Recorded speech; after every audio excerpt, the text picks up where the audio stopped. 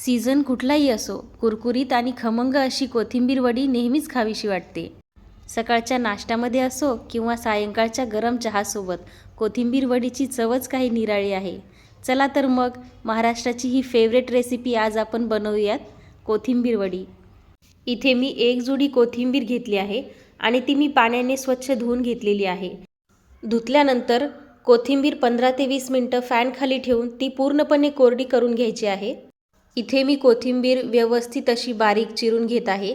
कोथिंबीर मी देठांसह वापरणार आहे, कारण कोथिंबीर ही पचनासाठी चांगली असते आणि कोथिंबीरीमध्ये फायबर, लोह, मॅंगनीज यांसारखे पोषक तत्वे असतात, जे की शरीराला अत्यंत आवश्यक आहेत. तुम्ही इथे बघू शकता, मी पूर्ण कोथिंबीर व्यवस्थित अशी बारीक चिरून घेतलेली आहे. इथे मी 5 ते 6 हिरव्या मिरच्या, 5 ते 6 लसूण पाकळ्या आणि 1 चमचा जिरे घेतलेले आहेत. हे सर्व एकत्र करून आता मी त्याची मिक्सरमध्ये छान बारीक अशी पेस्ट करून घेणार आहे. ही पूर्ण पेस्ट आता मी बारीक चिरलेल्या कोथिंबीरमध्ये घालून घेणार आहे. इतर मसालेही ॲड करून घेणार आहे. त्यामध्ये अर्धा चमचा हळद, अर्धा चमचा लाल मिरची पावडर, तसेच 1 चमचा ओवा मी इथे घालणार आहे. ओवा हाताने क्रश करून घालायचा आहे. ओव्यामुळे कोथिंबीर वडीला छान खमंग अशी चव येते. त्यानंतर चवीनुसार मीठ इथे आपण घालून घेणार आहोत. वाटीच्या प्रमाणामध्ये सांगायचं झालं तर 1 वाटी मी इथे चिरलेली कोथिंबीर घेतली असल्यामुळे अर्धी वाटी मी इथे बेसन पीठ ॲड करून घेणार आहे. हे सर्व पदार्थ आता आपण व्यवस्थित मिक्स करून घेऊया.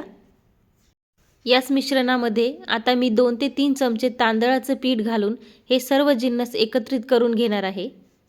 मिक्स करून झाल्यानंतर यामध्ये अगदी थोडंसं पाणी घालून याचा आपण घट्टसर असा एक गोळा तयार करून घेऊया. कोथिंबीरीमध्ये अगोदरच जास्त मॉइश्चर असल्यामुळे इथे आपल्याला जास्त पाणी टाकावं लागत नाही. अगदी थोडं पाणी टाकून आपण घट्ट असा एक गोळा तयार करून घेऊया. थोडंसं तेल टाकून हा गोळा आपण मऊ करून घेऊया, म्हणजे तो हाताला चिटकणार नाही. थोडा लांबट असा हा गोळा मी तयार करून घेतलेला आहे आणि आता मी तो वाफेवर उकडून घेणार आहे. त्यासाठी मी इथे एका मोठ्या कढईमध्ये 1 ते 2 ग्लास पाणी ॲड करून त्यावर एक स्टँड ठेवलेला आहे आणि त्या स्टँडवर मक्याची पानं ठेवलेली आहेत. या मक्याच्या पानांवरच मी हा गोळा पूर्णपणे वाफवून घेणार आहे. कढईवर झाकण ठेवून मध्यम आचेवर 15 ते 20 मिनिटांसाठी हा गोळा मी छान असा वाफवू देणार आहे.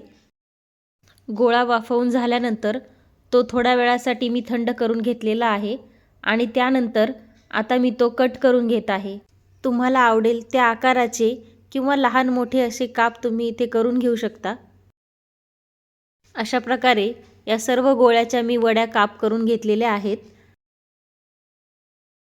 अगदी व्यवस्थित मऊ आणि लुसलुशीत हे काप उकडलेले आहेत. फ्राय न करता अगदी अशा वाफवलेल्या वड्यासुद्धा तुम्ही खाऊ शकता. मी या वड्या आता तळून घेणार आहे. त्यासाठी एका कढईमध्ये मी तेल गरम करून घेतलेलं आहे. हलक्या सोनेरी ते तपकिरी होईपर्यंत दोन्ही बाजूंनी या वड्या आता आपण फ्राय करून घेणार आहोत. मध्यम आचेवरच ह्या वड्या मी आता तळून घेत आहे. तुम्ही या वड्या शॅलो फ्राय देखील करू शकता.